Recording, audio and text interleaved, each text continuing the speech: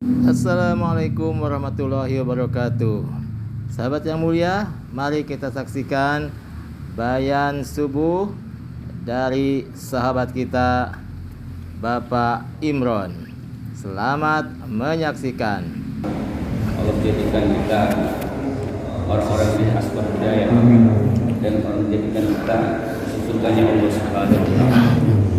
Berharap Allah Subhanahu wa taala kebaikan ini nilainya sangat tinggi di hadapan Allah Subhanahu wa taala. Bahkan sampai dalam memperkatakan ketika nanti kita ini diperadakan Allah Subhanahu wa taala di siratnya Allah, apa itu di mizan, nanti kita akan dipertanggungjawabkan antara kebaikan dan keburukan. Ketika itu kebaikan dan keburukan kita sama, maka kita butuh satu kebaikan saja, maka kita akan masuk surga. Maka dalam Al-Quran dikatakan dia rela ini orang ini mengorbankan seandainya dia punya harta seluruh dunia, dia korbankan anak istrinya untuk kebaikan yang bertambah sehingga dia masuk surga. Jadi pada kebaikan berapa banyak? Kita sholat, kita dakwah, kita bersuci, kita zikir, kita berdoa. Ini nilainya.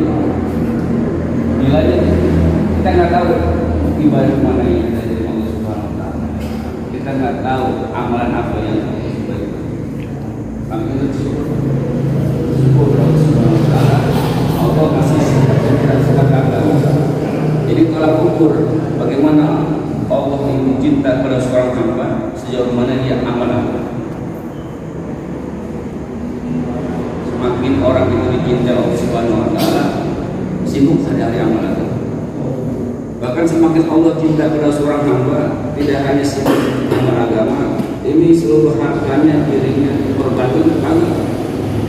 Sebagaimana para sahabat, para sahabat orang Nabi ini adalah orang-orang yang sangat cinta Allah Subhanahu wa taala. Tapi waktunya, hartanya, dirinya, bahkan perasaannya itu untuk agama.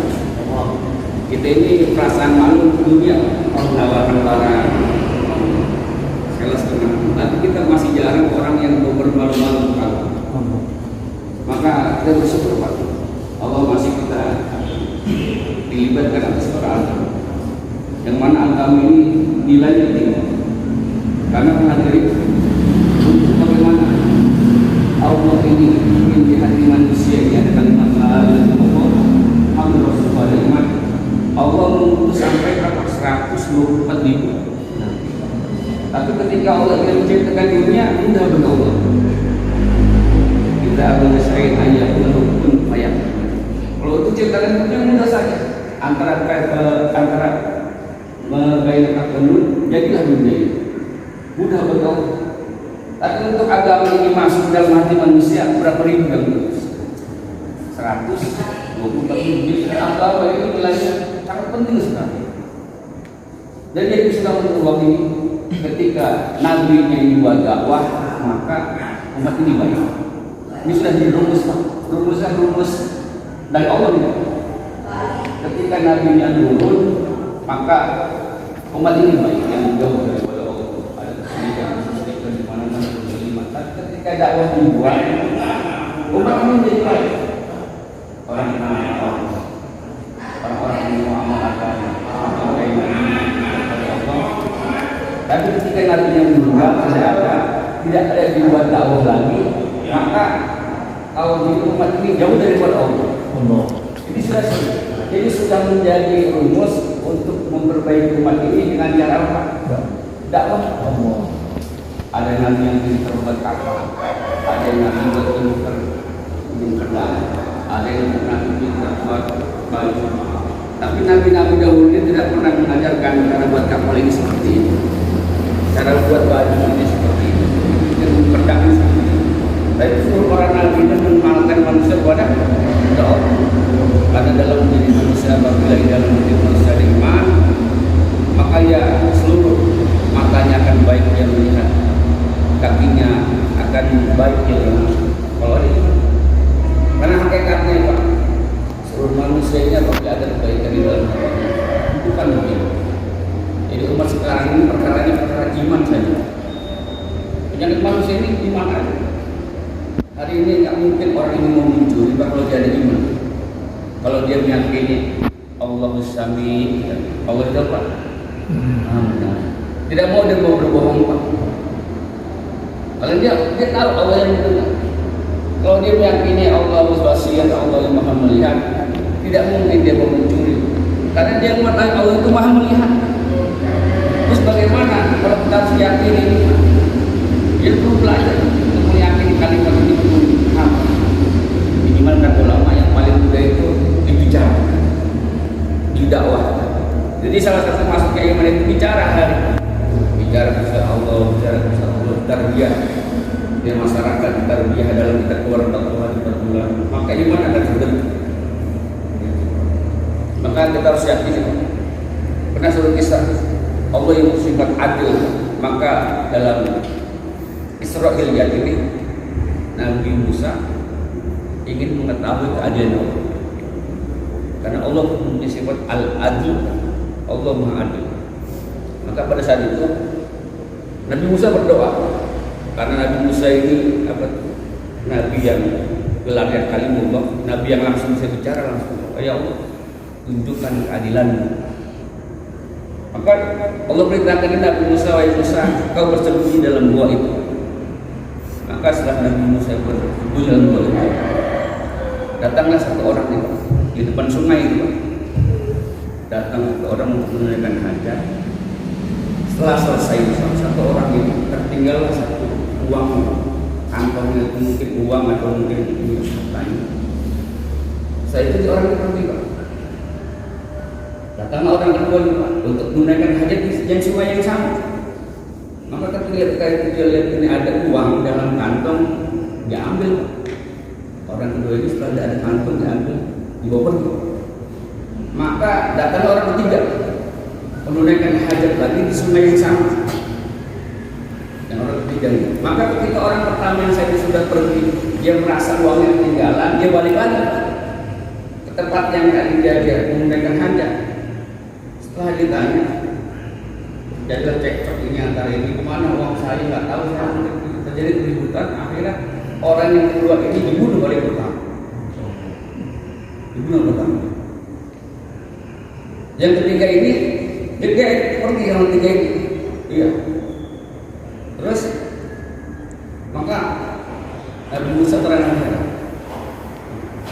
Nabi Musa terang-terangan. Ya Allah, di mana keadilan? Orang yang pertama ini buang hajat dia pergi. Orang yang ketiga ini, yang kedua ini nemu barang dia pergi. Orang yang ketiga datang dibunuh oleh orang yang pertama. Dia nggak nyambung nih Pak, nggak nyambung Pak. Tapi Allah ceritakan bahwa kata oleh Musa, ini orang pertama yang dibunuh oleh orang yang pertama tadi, yang kedua ini, yang ketiga dibunuh oleh yang pertama ini, bahwa dia dulu pernah ngebunuh, dan orang yang kedua ini dia ngambil orang yang kedua, bahwa dia pernah kerja nggak dibayar orang. Gitu. Jadi mungkin Pak, kebaikan yang ada dalam sekarang mungkin kebaikan dulu yang pernah kita lakukan. Sama keburukan hari ini kita pernah alami. Oh, kayaknya bisa. Mungkin saya pernah usaha dibohongin, mungkin itu dibohongin orang Pak. Begitu sebalik Pak, kebaikan yang sekarang kita lakukan pasti Pak ke depan kita akan temukan. Sama juga keburukan yang kita lakukan sekarang pasti ke depan Allah akan temukan. Iya. Sebetulnya nggak ada. Yang pertama kehilangan uang, datang kedua uangnya diambil, ketiga datang dibunuh orang ketiga itu. Ternyata diselidiki, oh ya impas semua. Jangan hanya hari ini Pak, keburukan kebaikan yang negeri kita pasti kita temukan. Maka bersyukur Pak, orang yang menjadikan asbab kebaikan bersyukur Pak, dan menutup keburukan. Sangat buruk katanya orang yang menjadi asbab keburukan itu kebaikan. Kita ambil, kita usahakan jadi asbab kebaikan. Begitu juga Pak, Allah ini punya sifat Razik. Allah itu Maha memberi rezeki. Seluruh manusia ini bergantung rezeki kepada Allah Subhanahu wa taala. Seluruh Allah ini mutlak bertanggung jawab, berkuasa atas makhluk. Bahkan asbab Allah ciptakan kutu dalam kepala kita Pak. Maaf, ini asbab rezeki Allah berikan. Oh, saya tanya Pak, berapa sampo yang dijual di pasaran? Asbab Allah ciptakan kutu dalam rambut, ini asbab Allah ciptakan datangkan rezeki Pak. Berapa sampo yang ada dijual? Pentil, apa lagi? Lembo itu yang kerja ribuan Pak, dapat rezeki. Yang kerja pabrik itu ada satpamnya, ada salesnya. Itu baru kutunya Pak. Tubuh kita Pak, kalau kita nggak mandi bau, asbab ini Allah akan berikan yang menimbulkan bau. Berapa sabu-sabu yang ada di Indonesia? Ini karyawan dari ribuan. Anaknya bisa sekolah, kompornya bisa nyala di rumah, istrinya bisa dandan di rumah. Oh, ini asbab Allah. Ini baru sekalian sepele Pak. Asbab Allah ciptakan nyamuk paling kecil Pak. Berapa pabrik nyamuk?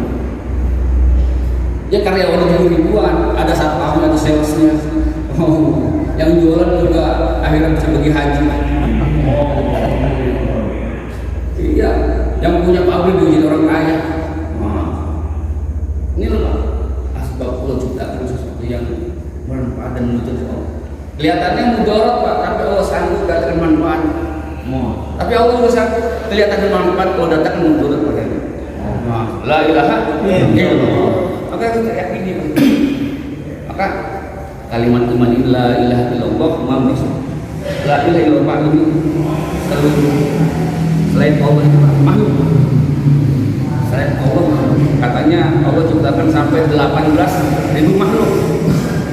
Tapi makhluk ini Pak, kalau kita yakin kita berubah, dapat memberikan manfaat, dapat keuntungan, dapat jaya, maka makhluk ini nilainya meningkat jadi Tuhan. Dulu ketika di Mekah itu ada Tuhannya sampai berapa? 360 Tuhan. Lata, Uzza, Mana'ah, siapa lagi namanya? Banyak tuh ya. Dia kalau mau minta sesuatu, pengen rezeki ke Tuhan ini Pak. Kalau dia pengen minta jodoh ke Tuhan ini Pak. Hari ini pun umat kita sekarang Tuhannya lebih dari 360 Pak. Tuhan ini sudah berubah menjadi bukan patung lagi, jadi toko, jadi warung. Iya. Apa bedanya Pak? Dulu Tuhannya dulu itu berubah patung, sekarang berubah Pak. Jadi pabrik, jadi kontrakan. Kalau kita yakin saya kalau nggak dagang ini nggak dapat rezeki, maka dagangan toko itu jadi Tuhan menjadi dia. Makanya kalimat la ilaha illallah menafikan makhluk disebutkan Allah bahwa toko tidak dapat memberikan manfaat atau mudarat. Toko tidak dapat memberikan rezeki, Allah yang memberi rezeki. Toko ini dapat memberikan rezeki berhajat pada Allah. Allah dapat memberikan rezeki tidak berhajat pada toko. Apabila Allah berkehendak dengan toko bisa datang dengan rezeki, apabila Allah berkehendak tanpa toko pun datang rezeki. Ini makna kalimat la ilaha illallah. Karena Pak, ada orang yang buka toko, ada yang untung, ada yang kaya, ada yang bangkrut juga Pak. Ada yang bangkrut, ada yang untung. Allah berkehendak dengan toko itu bisa bukan kaya Pak. Banyak juga orang buka toko Pak. Maka dari itu Pak kita yakin terus. Kalau gitu kita nggak boleh dagang. Oh bukan begitu Pak. Bukan begitu ya saja yang dirubah. Jadi keyakinan inilah yang kita tanamkan. Jadi pabrik ini Pak, kalau kita meyakini dengan pabrik ini saya dapat rezeki, maka pabrik itu kita menjadi Tuhan buat kita. Jadi Tuhan itu sesuatu benda yang kita anggap dapat memberikan manfaat dan mudarat itu menjadi Tuhan buat kita. La ilaha illallah. Maka itu Pak, Allah juga mempunyai sifat al-khaliq Pak. Allah zat yang mencipta. Selain Allah ini makhluk yang dicipta. Maka Pak, kalau jendela rusak, pintu bisa benerin dong. Bagaimana? Salah rusak, ini saya kira bisa benerin. Yang benerin siapa nih? Tukangnya Pak. Kenapa pintu rusak, jendela nggak bisa benerin? Pintu apa jendela sama-sama makhluk. Yang benerin siapa yang benerin? Tukang yang Allah yang menciptakan. Manusia ini hanya ngaku-ngaku saja, Pak. Ini rumah saya, ini mobil saya, ini toko saya, ngaku-ngaku aja. Kalau kita lihat Pak, ini kalau kita punya mobil Pak, ini sebenarnya kan dari Allah. Mobil ini ada ban mobil Pak. Ban mobil ini bentuknya karet. Karet itu dari mana Pak? Dari pohon karet. Siapa yang menciptakan pohon karet? Ada manusia yang menciptakan pohon karet. Manusia itu pohon karet diberes, dikumpulin, diolah, dibikin ban, ditulis buat dia. Gajah tunggal. Tapi bahannya dari Allah. Terus mobil ini Pak, yang ringan-ringan dagingnya, ada kacanya. Kaca itu dari pasir yang diolah jadi kaca. Ada besinya, sasisnya. Besi ini dari bahan biji besi yang diolah dari bumi. Manusia itu besinya dicek, ditulisin Honda, dicek, diwarnai, ditulisin Toyota ini. Bensin itu sama seperti itu Pak. Siapa yang menciptakan bensin Pak? Jangankan 1 liter bensin Pak, manusia 1 tetes air pun tidak akan bisa menciptakan 1 tetes air Pak. Jadi yang udah ada mah bukan menciptakan Pak, itu mah cuma ini yang menciptakan itu yang tidak ada menjadi ada. Jangan 1 liter bensin, 1 tetes air ini manusia. Ya, binatang besar 1 nyamuk pun seluruh orang pintar dikumpulkan, orang Jerman atau mana menciptakan 1 nyamuk. Jangan 1 nyamuk, sayap sebelah nyamuk manusia nggak menciptakan.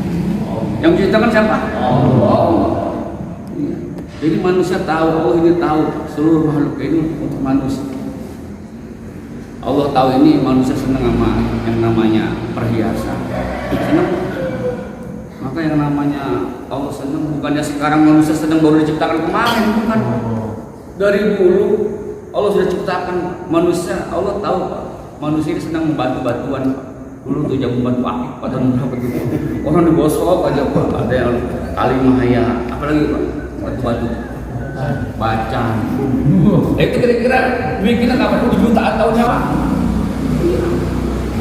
Allah Maha tahu Pak, manusia ini sedang mengambil perhiasan, bukannya baru kemarin menciptakan dari dulu. Jadi seluruh makhluk yang Allah ciptakan untuk manusia, bahkan surga neraka untuk manusia, bahkan yang namanya apa tuh bidadari untuk manusia Pak. Bidadari ini Pak untuk manusia, bukan siapa-siapa. Maka pernah kita dengar yang namanya bidadari itu katanya kalau tangannya keluar matanya buka. Dia meludah ini Pak, itu air laut jadi bukan asin lagi, jadi manis. Oh dia meludah. Maka saya nggak bisa ngebayangin kalau kita cium bibir bidadari.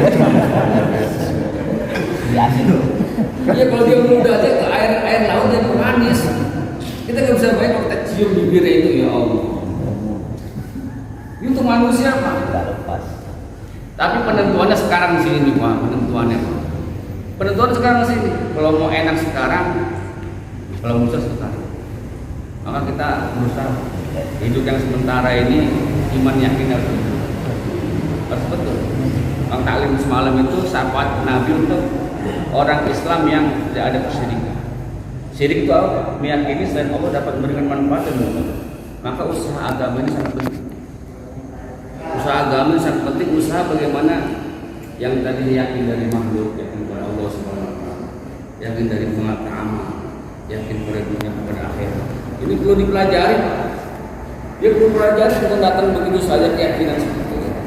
Maka kita bersyukur alhamdulillah Allah mengenalkan kita usaha agama.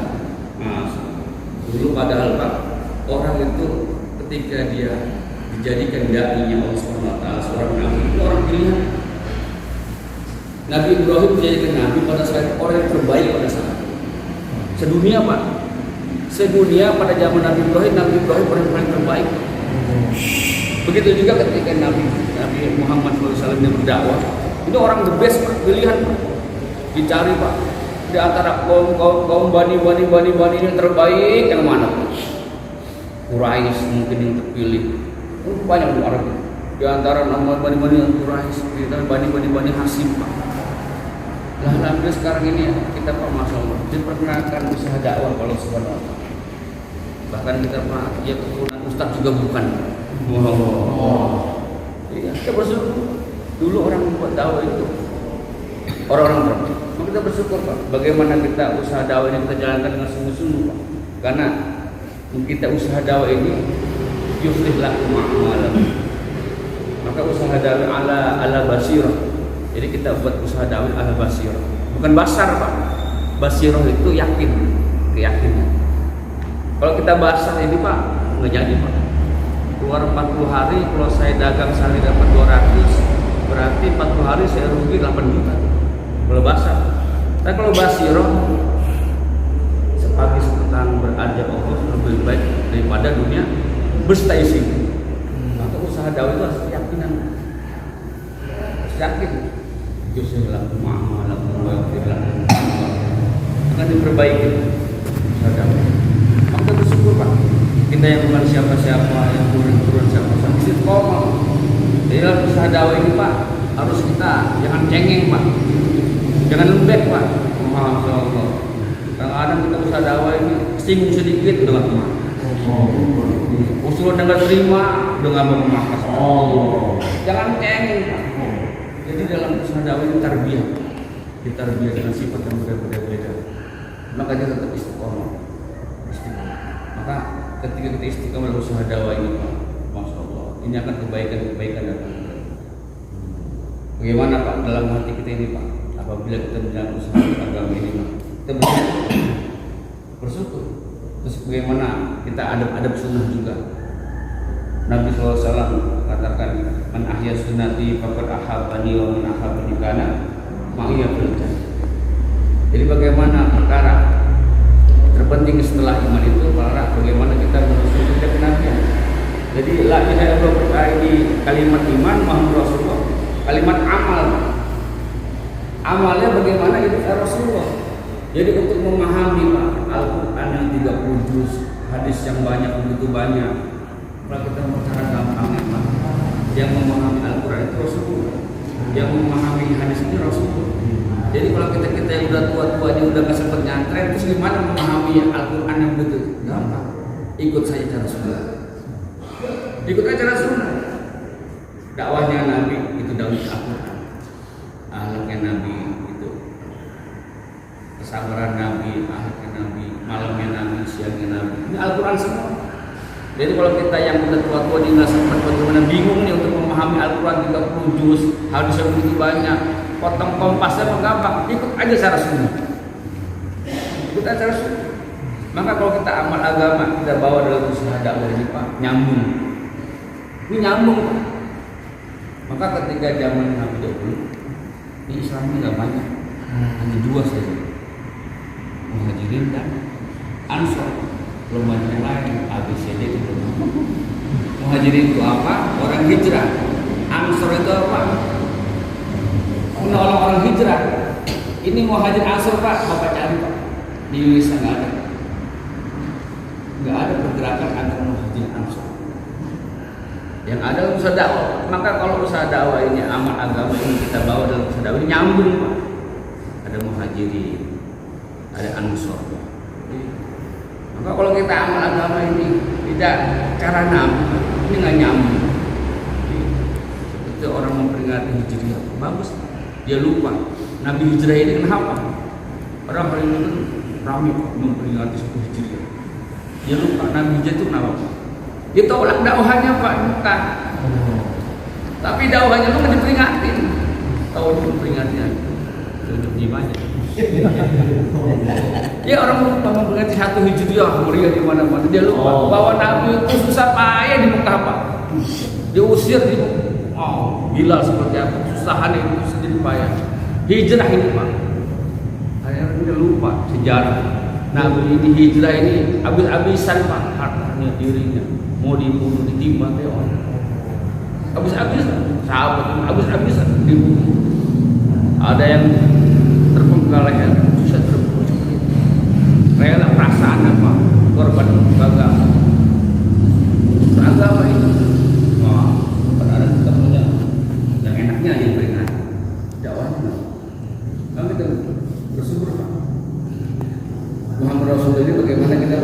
sifat-sifat Nabi ini kita bawa. Bahkan Allah memuji akhlak. Jadi kalau akhlak itu ada hasanah, karimah, azim. Bahkan Nabi ini azim. Hasanah ini Pak, kebaikan dibalas dengan kebaikan. Pak Pepi baik sama saya buat baik.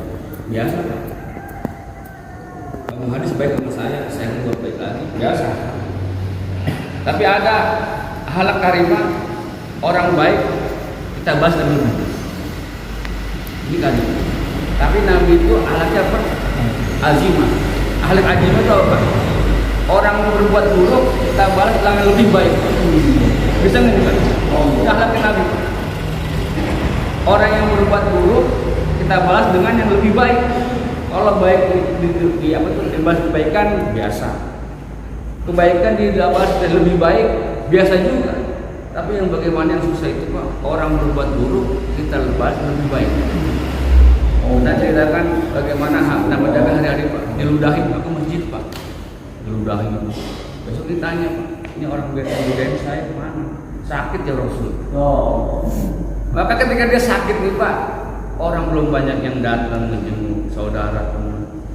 Yang hari-hari diludahin, pertama orang menjenguk. Ini bisa kita begini. Di makomi kita nih Pak, di makomi kita nih, mohon dicari orang jenggot begini, ketika dia sakit kita yang pertama datang sekali. Bisa nggak begitu? Bisa. Allah seperti itu. Ini anak kenapa? Hari-hari kita di makomi Pak. Maka Nabi katakan ketika perang Badar raja'na ila jihadil asghar ila jihad akbar. Kita pulang dari jihad yang kecil ke jihad yang besar. Sahabat tanya, ya Rasulullah, ini teman sahabat banyak yang mati. Dikatakan perang yang kecil, tapi pulang ke perang besar. Ini besar itu di makomnya gitu. Jihad yang besar itu Pak.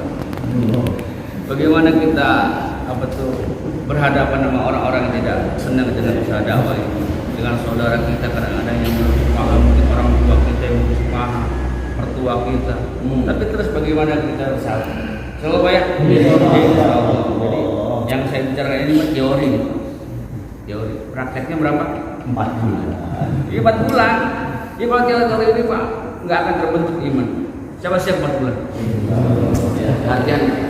Nanti ini teman-teman kita ini sudah ke Pakistan Pak. Yang lokal aja nih Pak. Tangerang, bagaimana Jaya Internasional? Jaya Internasional itu punya paspor, buat amalan Pak. Yang belum punya paspor Pak, bikin paspor. Dan pasporan mati di depan kembali. Jadi kita lihat bagaimana keseluruhan, bagaimana kita dakwah, mudah-mudahan dakwah ini terus terus sampai. Subhanallah juga syahada yang tersebut. Assalamualaikum warahmatullahi wabarakatuh. Demikian, mudah-mudahan kita istiqomah dalam dakwah. Wassalamualaikum warahmatullahi wabarakatuh.